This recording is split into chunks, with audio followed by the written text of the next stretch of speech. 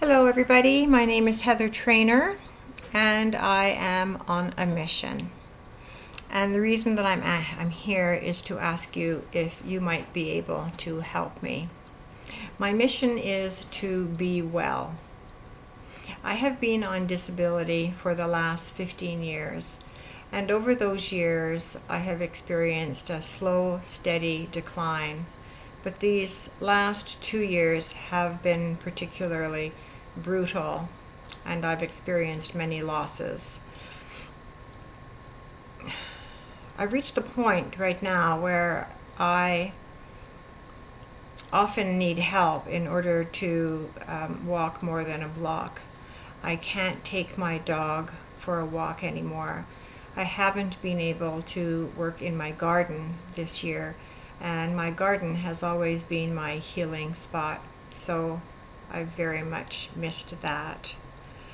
I have a litany of symptoms. I have debilitating fatigue, sore eyes, blurry vision, cognitive disability, brain fog, which you're probably experiencing here today. Sorry about that.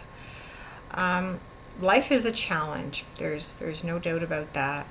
My husband carries the brunt of the load with respect to maintaining our household. He does the grocery shopping as well and the cooking. So I really need to turn this around quickly before it's too late. And until just recently, there's not been an awful lot of hope. Don't get me wrong, I cope well, and I think that most people would say that I cope well. But recently I've had a bit of difficulty trying to imagine a future with me in it. I'm not sure what that would look like actually. But now there is hope. In November of 2009, Dr. Paolo Zamboni made public some research that he had been working on for the last several years. Dr. Zamboni is from northern Italy, and the work that he made public has set the medical world on its head. It's very exciting. Dr. Zamboni found that there was a strong correlation between MS and what he referred to as venous insufficiency. And this new illness, for lack of a better word, that he has discovered has been called CCSVI, which stands for chronic cerebral spinal venous insufficiency.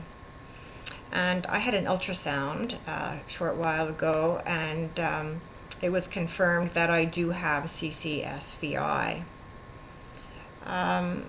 That's good news though, because this is treatable. Dr. Zamboni discovered that people with MS often and almost always have blocked veins, and they're the veins in the jugular veins and in the azygos vein, which is a vein in the chest. And these blockages result in impeded blood flow from the brain down into the heart and on into the rest of the body. And in some cases, the blood actually refluxes back up into the brain and then deposits iron onto the brain. And he posits that the iron deposits are probably responsible for the inflammatory case that we see in the brains of MS people, the plaques.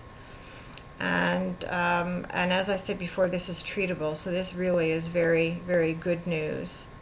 It's treatable with a simple angioplasty, whereby the narrowed veins are unblocked, allowing the blood to flow freely from the brain into the rest of the body.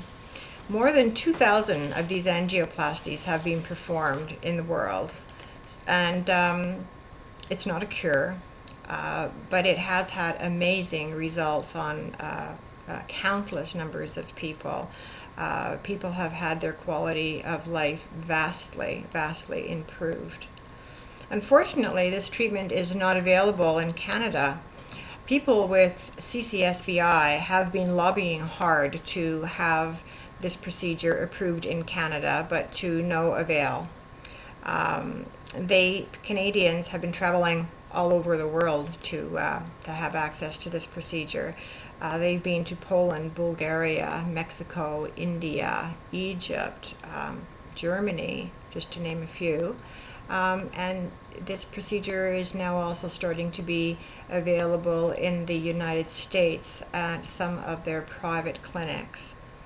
We're still working very hard to get this procedure approved in Canada, and I have absolutely no doubt that eventually this procedure will be here for all Canadians to take advantage of. However, that's going to take time, and unfortunately time is not on my side. So I have been offered a spot in Poland on October the 26th for me to go over there and have my angioplasty done. Can you help me? No amount of money is too small. Asking for help is a very difficult thing for me. It's not something that I do easily. It's very difficult, actually. And I don't think that I've ever done that in the past, particularly not financially and not publicly. But I'm not only asking for myself, I'm asking for my family as well. It would be nice not to see the sadness on my husband's face. And it would be nice to be able to play with our grandchildren without them cautioning me to be careful, worrying that I'm going to fall or crash. If it is in your heart to help me, I will be forever grateful. I'm hoping that next year I'm going to be able to walk my dog, and I'm going to be able to garden, and I'll be able to be active with my grandchildren. But perhaps the most important thing is I'm hoping that I will be able to take some of the burden off my husband's shoulders. He's been carrying this burden for a very long time, and he needs a break, and I'm really looking forward to doing that for him. I want to be an active member of society again. Can you help me? I guess I'll close now. I'd just like to thank you very much for listening to me, and I wish you all the joy in the world. Thank you very much. Bye.